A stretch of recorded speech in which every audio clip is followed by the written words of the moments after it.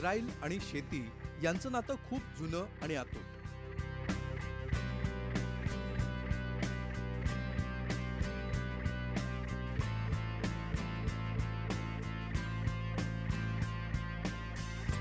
किंबहुना स्वातंत्र्यानंतर इस्रायलच्या उभारणीत बहुमोल कामगिरी राहिली ती कृषी क्षेत्राची.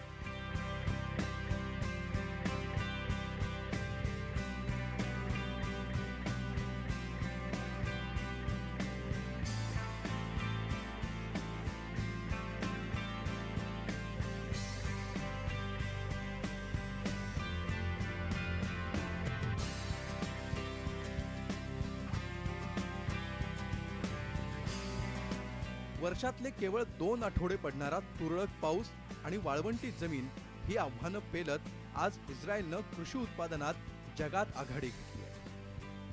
In many years we had to develop our own varieties, our own species, our own know-how, fertilization and irrigation. We realized that we are not the only dry country on the globe, and some of the technologies that have been made here for our farmers can be applied elsewhere.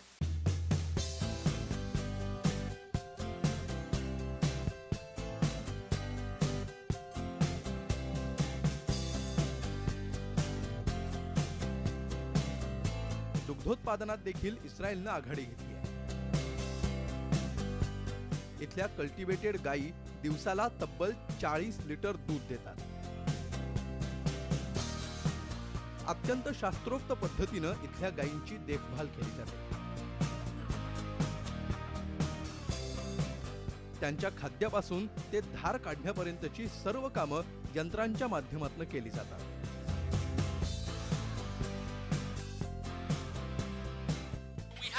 For example, the intelligent pulsation, which makes the milking very fast. It can save more than 20% of the time.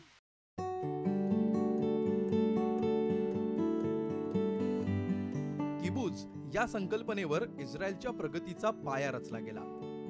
अनेक कुटुंबांचा मिळून एक किबुज असतो. एकत्र शेती, एकत्र जेवण आणि एकत्र जीवन या सहकाराच्या तत्वज्ञानावर आधारलेली ही संकल्पना. नान दान जैन हा इस्रायलमधला सर्वात मोठा किबुज.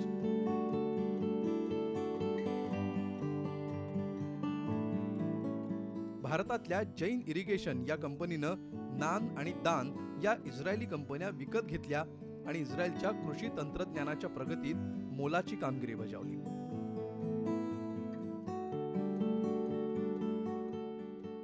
इस्रायलमधल्या या तांत्रिक प्रगतीचा भारतात कसा उपयोग करून घेता येईल याविषयी नानदान जैनमध्ये सध्या विचार सुरू असतात.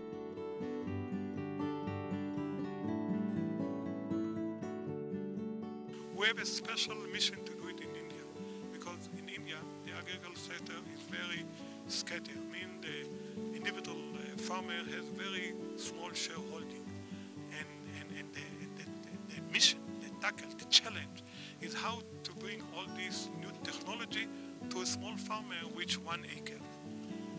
Fortunately, we're doing it. We're doing it with our Israeli knowledge.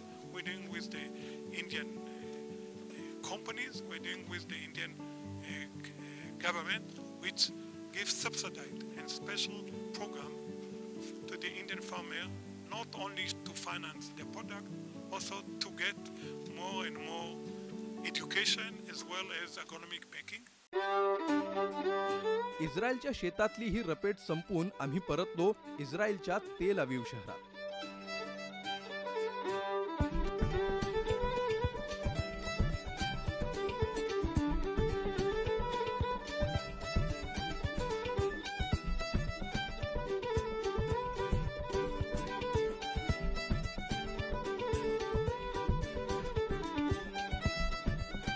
आमचा टूर गाईड आम्हाला घेऊन गेला इथल्या भारतीय रेस्टॉरंटमध्ये.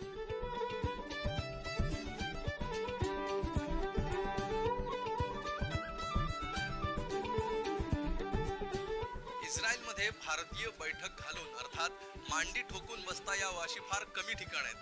त्यातल्याच एका ठिकाणी आपण आलेलो आहोत. हे आहे भारतीय रेस्टॉरंट. इथलं मेन्यू कार्ड जर आपण बघितलं तर इथल्या मेनूमध्ये आपल्याला स्टार्टरमध्ये समोसा मिळतो, त्यानंतर थाळी मिळते, क्लासिक थाळी इथे आहे, स्पेशल थाळी आहे, राजा थाळी आहे, सदन थाळी आहे आणि खाली लिहिलेलं आहे a colourful small salad fresh and healthy. तर हे भारतीय खाद्यपदार्थ मिळणारं रेस्टॉरंट इस्रायलमध्ये कधी सुरू झालं, त्याची पार्श्वभूमी काय, तिथे काय काय मिळतं, हे सगळं आपण जाणून घेऊया आणि त्यासाठी एक फेरफटका मारूया या हॉटेलमध्ये.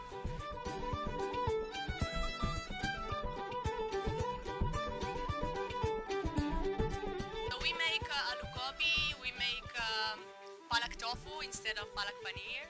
We make samosa, we make dal. We also make masala dosa and uttapam and idli on Wednesday evenings. And we make some Indian sweets also like gulab jamun.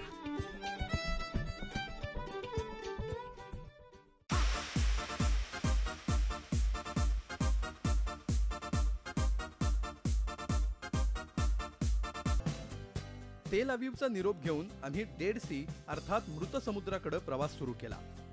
या प्रवासात आम्ही थांबलो एका खास डेस्टिनेशनवर.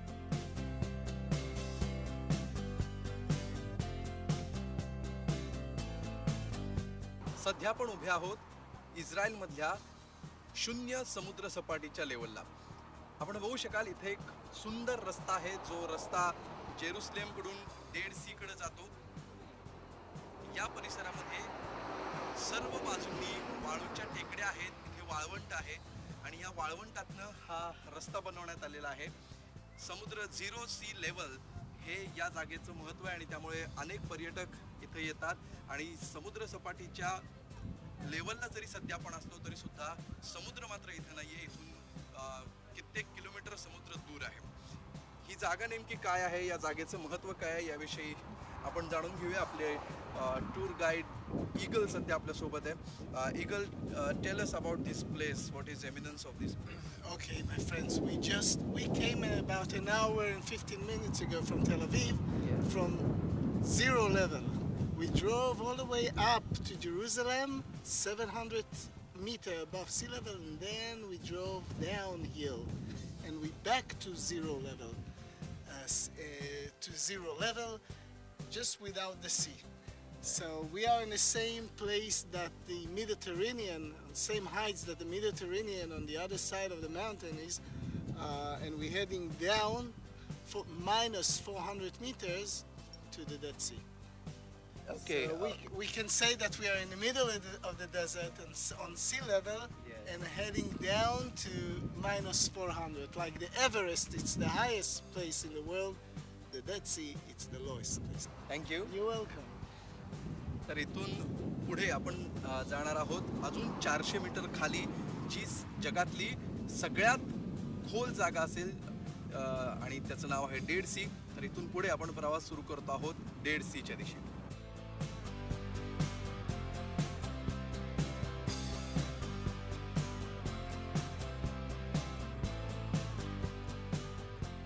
आणि हा डेड सी, इथल्या पाण्याची घनता आणि क्षार इतके वाढले की या समुद्रातली सगळी जीवसृष्टी मरून गेली. प्राणी, वनस्पती काहीच या समुद्रात जगत नाही. म्हणून हा डेड सी जगातला सगळ्यात सखल भाग. तुम्हाला पोहता आलं नाही तरी तुम्ही इथल्या पाण्यावर तरंगू शकता, कारण या पाण्याची घनताच तितकी आहे. इथली माती ही औषधी आहे, त्यामुळे या मातीचा मसाज घेण्यासाठी जगभरातनं पर्यटक येतात. या मसाजमुळे त्वचेचे अनेक आजार बरे होतात. आता आम्ही आलो आहोत इस्रायलचं सगळ्यात महत्त्वाचं शहर जेरुसलेम मध्ये. जेरुसलेम हे ख्रिश्चन धर्मियांसाठी जितकं महत्त्वाचं शहर आहे तितकंच महत्त्वाचं आहे मुस्लिम धर्मियांसाठी सुद्धा. या शहराला सिटी ऑफ माउंटन्स म्हणून ओळखलं जातं. वेगवेगळ्या डोंगरांनी घेरलेलं असं हे शहर आहे आणि त्यातल्याच माउंट ऑफ ऑलिव्ह या ठिकाणी आम्ही सध्या उभे आहोत. मला तुम्हाला दाखवायला आवडेल, पाठीमागेची एक प्रचंड मोठी भिंत बांधलेली दिसती आहे. ही 16व्या शतकात बांधली गेलेली भिंत आहे. तुर्की साम्राज्यामध्ये ही भिंत बांधली गेली आणि मूळचं इस्रायल हे या भिंतीच्या आतमध्ये होतं. त्यामुळे सध्या या भिंतीच्या आतमध्ये वसलेलं जेरुसलेम हे मूळ जेरुसलेम म्हणून ओळखलं जातं आणि या भिंतीच्या बाहेरचं जेरुसलेम हे न्यू जेरुसलेम जेरुसलेम म्हणून ओळखलं जातं. त्याचबरोबर आपल्याला इथे एक गोल्डन डोम दिसतो आहे. या ठिकाणी जेरुसलेम मधलं पहिलं ज्यू लोकांचं प्रार्थना स्थळ होतं. मात्र ते प्रार्थना स्थळ आता तिथं नाहीये, त्या ठिकाणी मुस्लिम मॉन्युमेंट आहे. जर आपण डावीकडे नजर टाकली तर आपल्या लक्षात येईल की अनेक पॅलेस्टाईन लोक या ठिकाणी राहतात. विशेषतः मधल्या झाडांच्या पलीकडच्या बाजूला जी वस्ती दिसते आहे ती पॅलेस्टाईन लोकांची वस्ती आहे. या सगळ्या पॅलेस्टाईन लोकांना इस्रायलनी नागरिकत्व दिलेलं आहे, त्यांच्याकडे इस्रायलचा पासपोर्ट आहे. मात्र ज्यावेळी निवडणुका असतात पॅलेस्टाईनमध्ये त्यावेळी हे लोक मतदान मात्र पॅलेस्टाईनसाठी करतात. जेरुसलेमला इथले लोक संपूर्ण जगाचा मध्यबिंदू मानतात आणि त्यामुळे त्यांचा असा विश्वास आहे की जगाचा मध्य जर शांत असला तर संपूर्ण जग शांत राहील. जेरुसलेम मध्ये अजूनही बघण्यासारखं बरंच आहे, तेव्हा चला एक सफर करूया जेरुसलेम शहराची.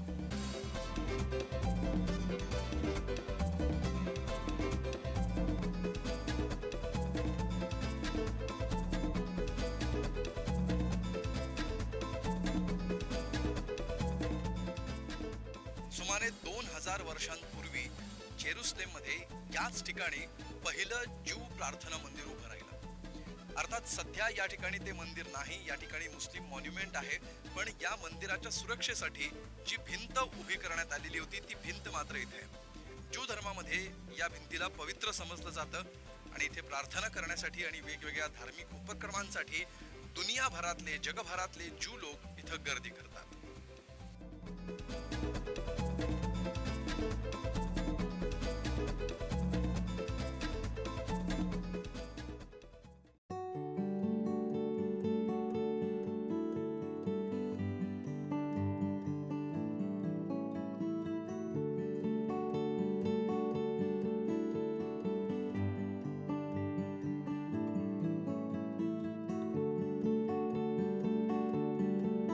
इस्रायलचा निरोप घेता घेता इथं काही मराठी माणसं आम्हाला भेटलेली आहेत जी मूळची महाराष्ट्रातली होती आणि सध्या ते इस्रायलचे नागरिक आहेत. आपण त्यांच्याशी गप्पा मारूया. तुमचं नाव सांगा. नमस्कार, माझं नाव नोहा मसील.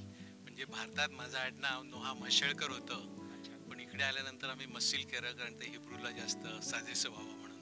ओके, तुम्ही किती साली इस्रायलमध्ये आलात आणि का आलात, कसे आलात याविषयी सांगा. मी 1970 साली इस्रायलला आलो. इस्रायलला स्वातंत्र्य मिळालं 1948 साली आणि इस्रायलची द्वारं सगळ्या ज्यू लोकांसाठी उघडी केली. कारण जेव्हा जर्मनमध्ये ज्यू लोकांना मारलं आणि ज्यू लोकांना जेव्हा त्रास झाला तेव्हा त्या लोकांनी ठरवलं की आपला कोणतरी एक देश हवा आहे.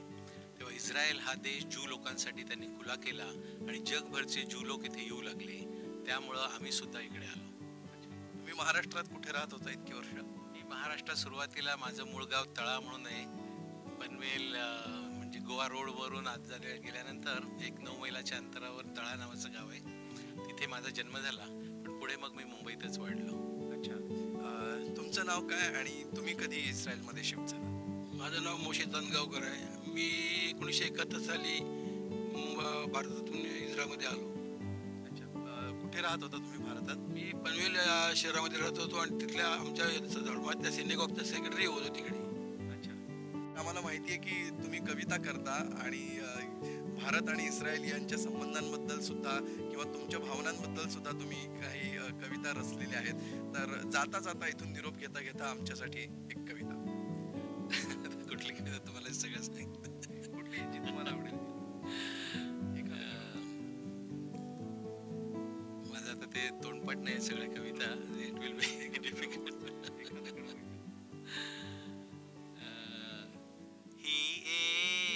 पुली माय बोली हिने साऱ्यांना माया लाविली. ही एक पुली माय बोली हिने साऱ्यांना माया लाविली. महाराष्ट्र सोडूनी इस्राएली दोन्ही देशी सेतू ठरली. हिने साऱ्यांना माया लाविली.